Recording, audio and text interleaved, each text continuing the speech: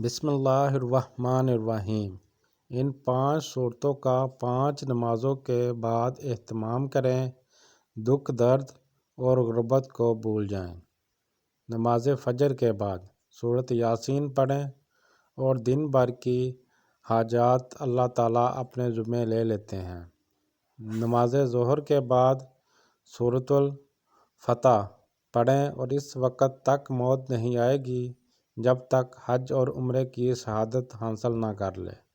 نماز عصر کے بعد سورۃ النبا پڑھیں، اللہ تعالیٰ محشر کے دن کی سختی سے محفوظ فرما دیں گے۔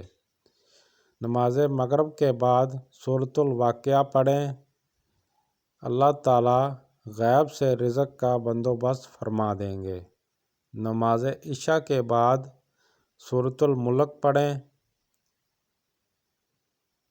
اور اللہ تعالیٰ قبر کے عذاب سے محفوظ فرمائیں گے اور قیامت کے دن شفاعت کا ذریعہ بنے گی۔